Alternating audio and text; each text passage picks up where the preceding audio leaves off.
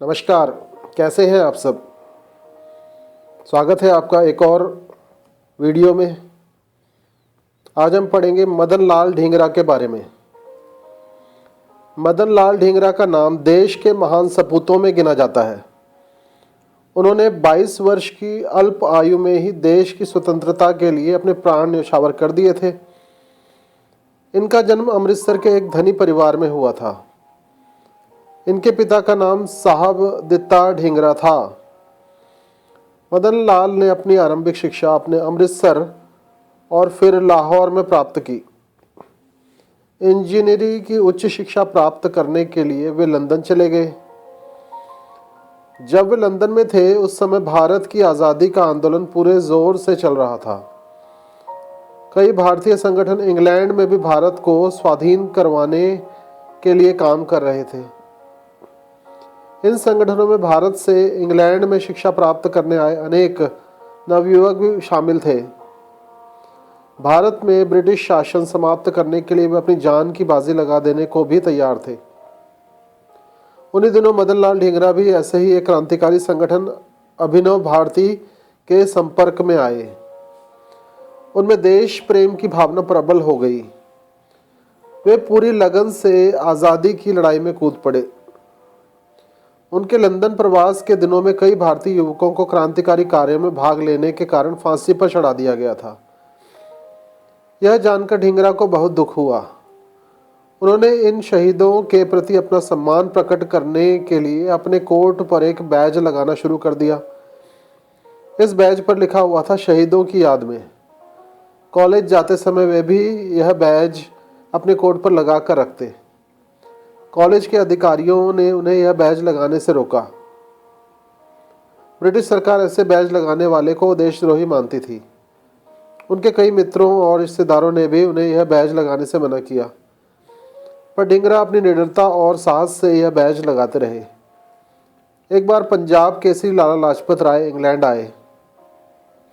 मदन लाल ढींगरा भी उनसे मिलने गए। लाला लाजपत राय युवकों से कहा करते थे, नौजवानों, तुम्हारा लहू गर्म है, राष्ट्र रूपी वृक्ष तुम्हारे लहू की मांग करता है। लाला जी की इस बात का मदन लाल ढींगरा पर गहरा प्रभाव पड़ा। वे अभिनव भारती संस्था के कार्यकर्ता के रूप में और भी उत्साह से कार्य करने लगे। सरकार ने इन संगठन को सरकार विरोधी घोषित कर दिया। इस संगठन के कुछ कार्यकर्ताओं को फांसी पर लटका दिया गया। इस घटना से मदन लाल ढींगरा के तन मन में आग की ज्वाला भड़क उठी। उन्होंने महसूस किया कि यदि इस घटना का बदला न लिया गया तो भारत का सिर सारे संसार के सामने झुक जाएगा। दुनिया भारतीयों को कायर समझेगी। उन्होंने अपने साथियों के साथ इस बारे में विचार किया। अंत में एक उच्च अंग्रेज अधिकारी की हत्या करने की योजना तैयार कर ली गई। जुलाई सन 1909 को इंपीरियल स्कूल के जहांगीर हॉल में भारतीय राष्ट्रीय सभा द्वारा एक सभा आयोजन की गई, जिसमें सर विलियम कर्जन बाइली निमंत्रित थे। सभा की समाप्ति पर जब सर बाइली लोगों से मिल रहे थे तो मदन लाल ढींगरा ने निश्चित योजना के अनुसार उन पर गोली चला दी। गोली की आवाज़ सुनते ही सभा में भगदड़ मच गई। ढींगरा चाहते तो इस अफरा तफरी में भाग सकते थे, मगर वे भागे नहीं। उन्होंने अंग्रेज अधिकारियों के हाथों गिरफ्तार होने की अपेक्षा स्वयं ही अपना जीवन समाप्त करना चाहा। सिर पर पिस्तौल रखकर गोली चला दी, किंतु पिस्तौल खाली थी। उन्हें पकड़ लिया गया। अदालत में उन पर मुकदमा चला और उनको फांसी की सज़ा सुना दी गई। 17 अगस्त 1909 को उन्हें फांसी दे दी गई। भारत का यह वीर सपूत हंसते हंसते फांसी के रस्से पर लटक गया।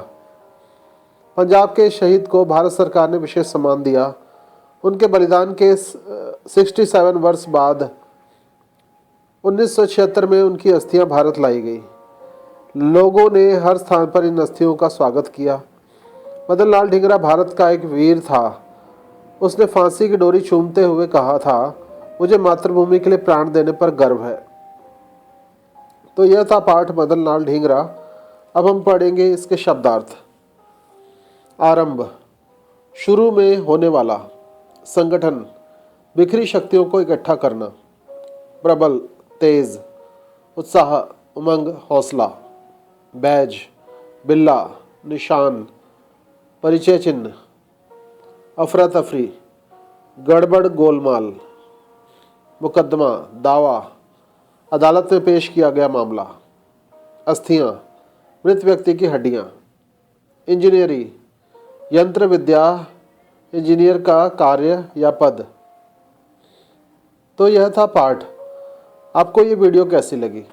अगर आपको ये वीडियो अच्छी लगी तो आप इस वीडियो को लाइक करें, कमेंट करें, शेयर करें, और अगर आपने ये चैनल अभी तक सब्सक्राइब नहीं किया है तो इस चैनल को सब्सक्राइब भी करें। धन्यवाद।